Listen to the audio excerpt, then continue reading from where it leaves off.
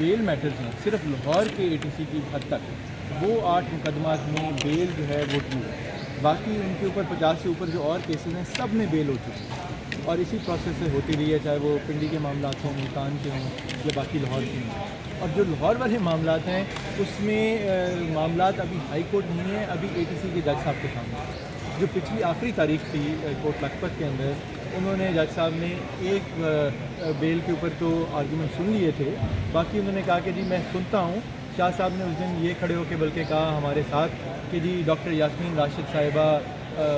بزرگ ہیں، علیل ہیں، ہماری چھوڑیں، ان کی صرف کر دیں آپ لوگ۔ تو جج صاحب نے کہا کہ آپ لوگ ATC آ جائیں اور میں اس پہ دلائل سن لیتا ہوں۔ ہم وہاں گئے تو جج صاحب ستمبر کی ڈیٹ دے کے چلے گئے۔ تو اس کے بعد مشاورت سے قانونی ٹیم کا اور جو اس وقت قید ہمارے لیگان ہیں، اور وہ یہی تھا کہ ہم پہلے اس جج صاحب کو ایک اور موقع دیں، سپتمبر میں جیسے ہی وہ آتے ہیں ہیئرنگ ہو اور بیل کا میٹر ڈیسائیڈ ہو، پھر ہم ہائی کورٹ کی طرف آئیں۔ ہم اس کے اندر یہ اسٹریٹجی ہے، یہ وجہ ہے، باقی سب چیزوں میں بیل ہو چکی ہے اور ان کی کوئی کنوکشن اس وقت قائم نہیں ہے۔ یہ تھا کہ جیسے 9 مئی کے کیسز میں عمران خان کا فزیکل کسٹڈی کے دینے تھی وہ لاہور ہائی کورٹ میں چیلنج کی تھی ان کے وکلا نے، آپ نہیں وہ جو ہے وہ ادھر کر رہے ہیں، وہ وہاں کے اوپر ان کو پیش کر رہے ہیں لاہور کے اندر۔ پہلے شاہ صاحب کو انہوں نے اڈیالہ میں کیا پنڈی کے ATC کیسز کے اندر، اور لاہور کے ان کو پہلے 2 دفعہ آپ کو یاد ہوگا لے کے آیا گیا تھا، وہ اسی مقصد کے لیے لے کے آیا گیا تھا۔ اب تو وہ وہاں ان کی اٹینڈنس لگاتے ہیں، حاضری لگاتے ہیں، اور اس کی بیسس کے اوپر ٹرائل چل رہا ہے اور ان کے کچھ مقدمات میں ٹرائل شروع ہو چکا ہے۔ تو یہ وجہ ہے، وہ اور کوئی وجہ نہیں ہے۔ اس پہ کافی سارا کلیکٹیو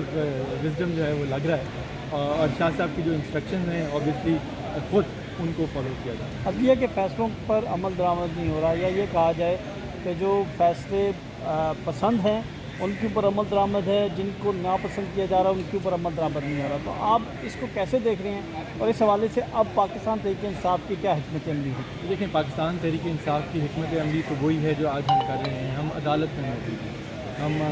عدالتوں میں روز دروازے کھٹکا رہے ہیں، ہم کوئی بھی معاملہ ہو اس کو پہلے عدالت میں لے کے آتے ہیں۔ ظاہر ہے کسی کو بھی ایک دن زیادہ جیل کے اندر رہنا پسند نہیں ہے، ٹھیک لیکن ہم جو ہے کوشش یہی کر رہے ہیں کہ عدالتوں کو بھی احساس ہو کہ انہوں نے انصاف تو کرنا ہی ہے ایونچولی، لیکن فوری انصاف جو ہے وہ نظر بھی آنا چاہیے اور ہونا بھی چاہیے۔ عدالت ہماری حکومت سے ابھی بھی یہی ڈیمانڈ ہوگی کہ جس طرح مخصوص نشستوں کا فیصلہ ہے اس کو لٹکایا جا رہا ہے، اور اس کو لٹکا کے یہ جو قانون سازی کرنے جا رہے ہیں جس کے بارے میں آج ہم نے یہ پریس ٹاک بھی کی، تو یہ ٹھیک نہیں ہے، کیونکہ اس سے تاثر یہ آتا ہے کہ پہلے ہی ماتحت عدالتیں جو ہیں، اسپیشل کورٹ جو ہیں، وہ معاملات لٹکا رہے ہیں، بیلوں کو ڈیسائیڈ نہیں کر رہے ہیں۔ تو جب اگر یہ اوپر اور سچویشن مزید چینج کر دیں گے تو اس کا اثر نیچے تک کیا آئے گا، ان چیزوں پہ ہمیں سخت تحفظات ہیں، پارٹی کے طور پہ بھی، وکلا کے طور پہ بھی۔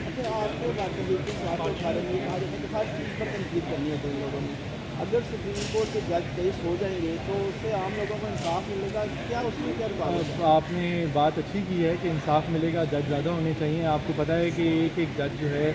سپریم کورٹ کا، اس کو تاحیات تقریباً اپنی پوری تنخواہ ملتی ہے، اور ہمارے جو ابھی موجودہ ججز ہیں وہ مطلب اس میں بھی سیٹیں خالی ہیں۔ جس طرح میں نے پہلے کہا کہ آپ لاہور ہائی کورٹ کی بات کریں، اصل زیادہ دیکھیں، زیادہ وزن جو ہے اور کیسز جو ہیں وہ تو ہائی کورٹس میں ہیں، خاص طور پہ پنجاب میں۔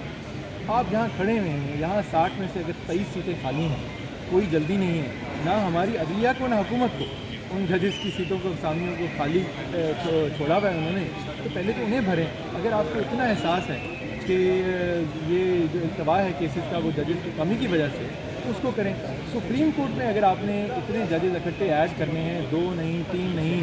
7 8 آپ مزید بڑھانے کی بات کر رہے ہیں، تو اس سے ہمیں تو صورت مزید کچھ مختلف لگتی ہے کہ آپ فل بینچ کی کمپوزیشن ہی اپنی مرضی کے مطابق بدلنا چاہتے ہیں، یہی تاثرات ہے۔ اور اگر یہ تاثر غلط ہے تو آپ پارلیمان میں اس کے اوپر پہلے ڈیبیٹ کریں۔ اتنا اہم فیصلہ کر رہے ہیں جس کا